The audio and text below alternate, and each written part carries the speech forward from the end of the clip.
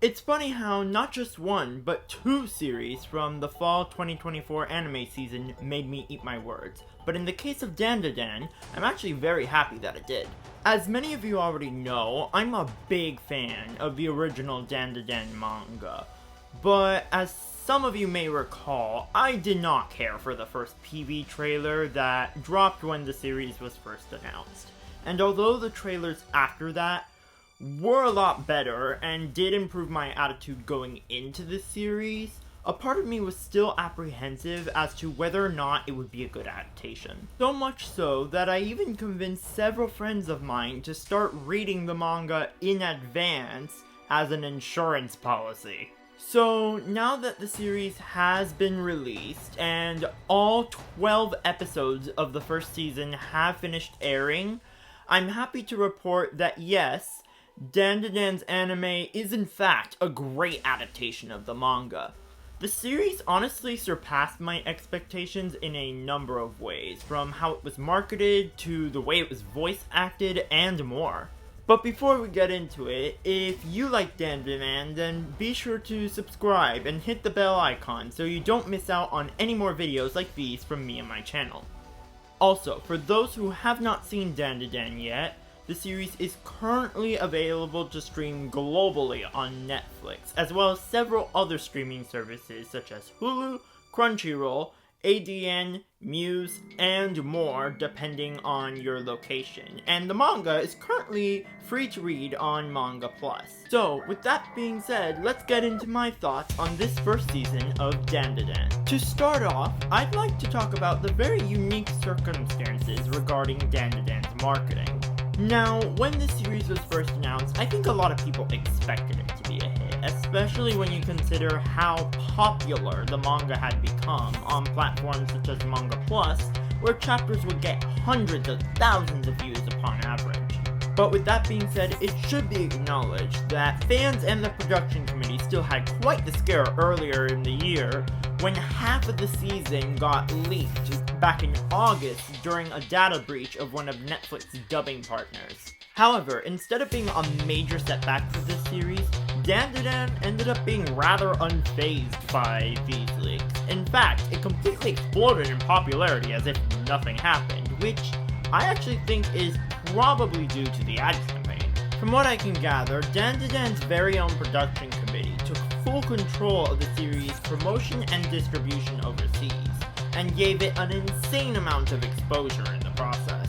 In addition to having Dandadan stream in some of the biggest streaming platforms in the business and providing it with its own social media accounts, they also teamed up with G-Kids to host an early theatrical premiere of the first 3 episodes, as well as cut several additional trailers to promote the series' English dub, which blew up in popularity amongst fans. Dandadan was literally everywhere, and it made it almost impossible to ignore. In fact, the turnout was so massive that some people even began to speculate on ways in which the leaks may have somehow benefited the official release. Moving on, let's talk about the animation. So in general, Dandadan was not an anime I had a lot of gripes with. However, if there was one part of the series that I did have a few issues with, it was the animation. Hot take, I know, but if I'm going to give this show an honest review, I need to be upfront about my love-hate feelings towards its animation. Now, to be clear, I am not saying Dandadan's animation was bad. On the contrary, I thought overall its animation was actually pretty strong. However, there were just a few minor aspects about it that I just wasn't a huge fan of, such as the character designs. Although they do look a lot better than how they initially did in the trailers, there's still something off about the designs in the anime.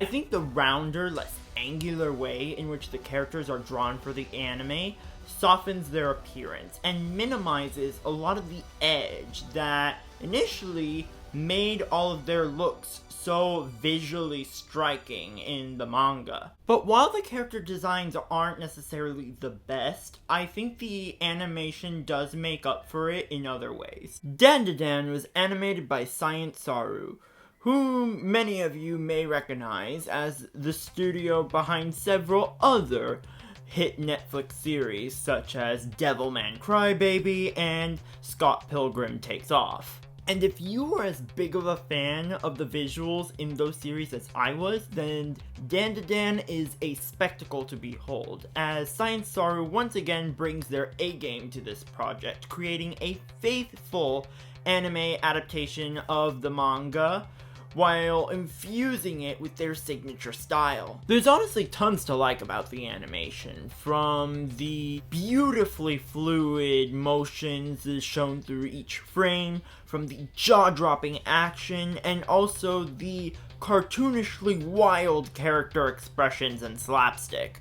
But by far the most impressive thing about Dandadan's animation is the way Science Saru makes use of intricate camera work effects in the animated environments to create a moving atmosphere, which really enhances the immersive factor of the series, allowing the viewer to really feel like they're in the world of the anime. Although I will say I did find their use of filters to be a bit heavy-handed. As a concept, I do think it was a very clever idea to alter the environments whenever a character has a paranormal encounter, but there were times where it just didn't look all that great.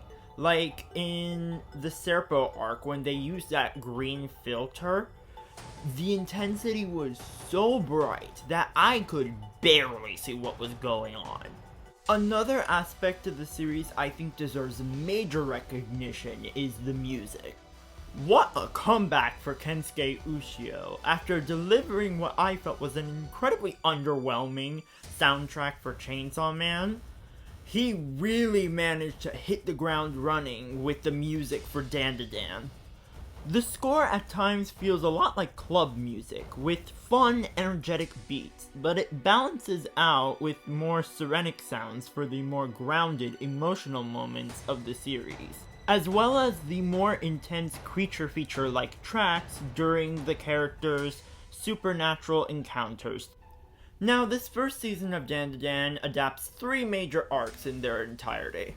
The Turbo Granny arc, which is the first arc that introduces us to our leads Momo and Okurun, along with the supernatural and extraterrestrial entities that inhabit their world, while establishing the series' edgy, wacky tone through the driving conflict of recovering Okurun's stolen genitalia. Then there's the Acrobatic Silky arc, which plants the seeds for Momo and Okurun's blossoming romance and introduces us to the character of Ira, who comes into possession of one of Okurun's family jewels and unknowingly brings trouble in the form of a malevolent spirit that's stalking her.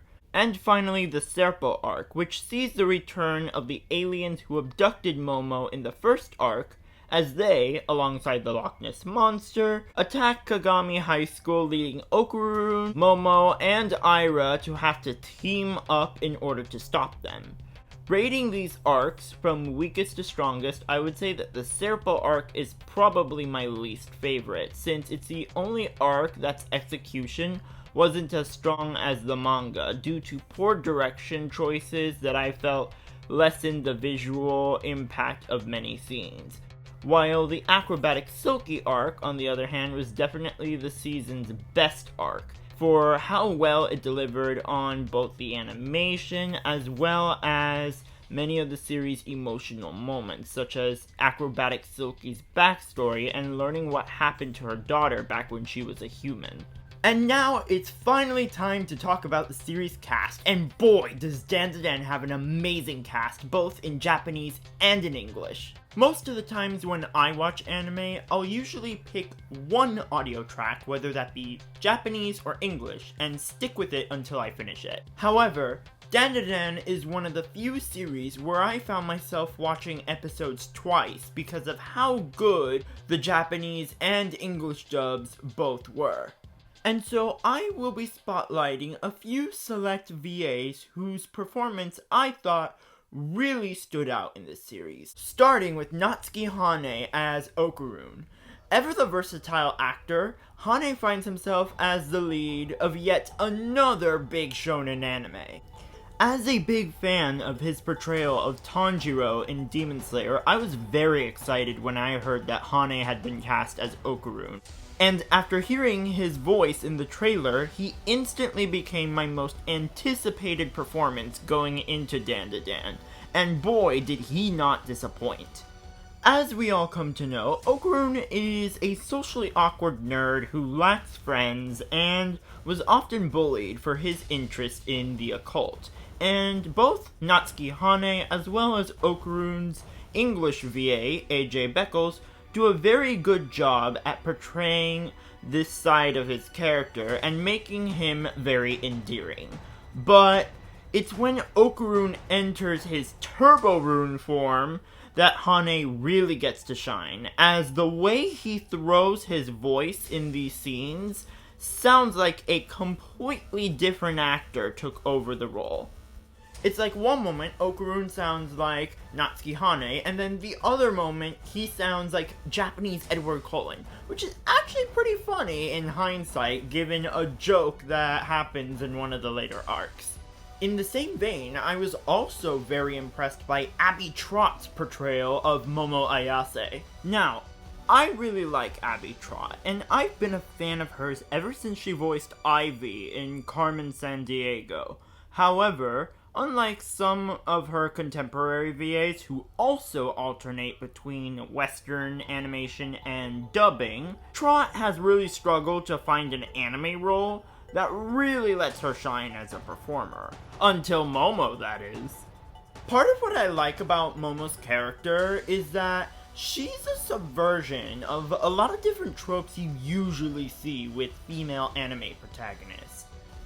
Like, while the series may present Momo as being a Gyaru, she ain't no Marin Kitagawa. Because although Momo, for the most part, is quite kind, she's also ill-tempered, sharp-tongued, and at times, even quick to her fist. Momo is a character I honestly imagine might have been a delinquent in a past life. And it's this side of the character that I think Abby Trott really excels at portraying.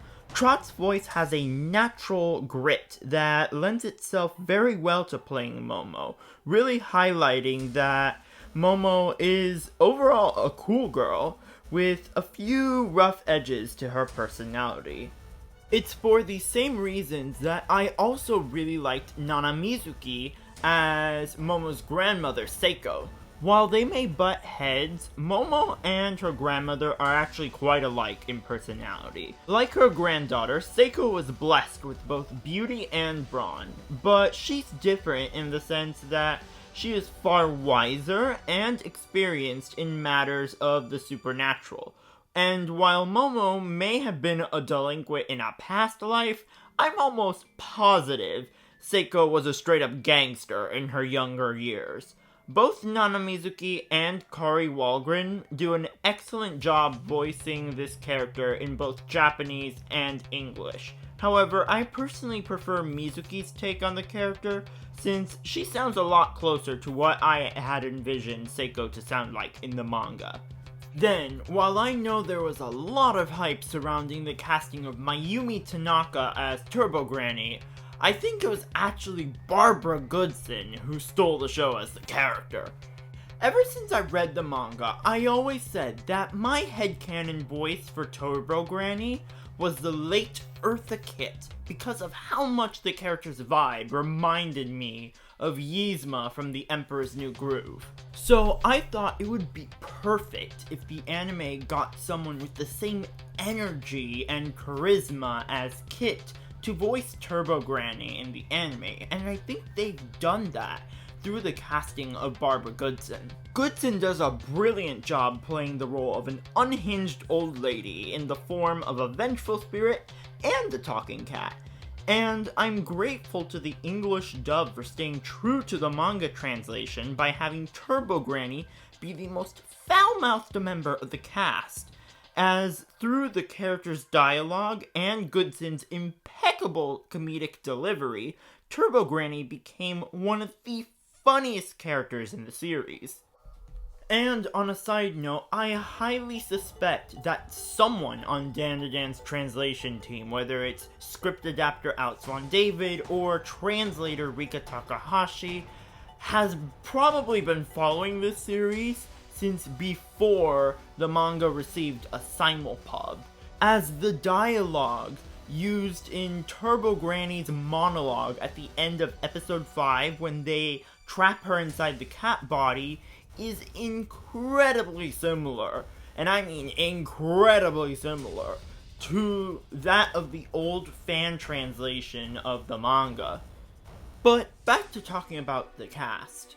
I've gotta say that I was absolutely delighted when I heard that Ayane Sakura would be the Japanese voice of Ira in Dandadan, especially since I had just finished watching her amazing performance as Yotsuba in the Quintessential Quintuplets. But I wasn't as sure what to think when they cast Lisa Remold to voice Ira in English, since at the time I wasn't as familiar with her body of work. So when Ira's character finally made her debut in the anime, I was not only impressed by how well Remold kept up with Sakura in her performance, but also surprised by how much she sounded like her. While not an exact match, Sakura and Remold have very similar vocal mannerisms, so much so that it even felt like Ira was voiced by the same actress in both languages at times. While at first I was taken aback by the character's high-pitched voice in the anime, I quickly grew to like it when I realized that both VAs went for a wolf in sheep's clothing approach to the role, which is actually genius since at the start of the series, before her redemption, Ira is a mean girl who acts nice to win favor with others, so it makes sense that she'd have more of a girl next door vibe, since it would be a great distraction from the more bitchy sides of her personality, making it all the more believable that people would actually buy her charade.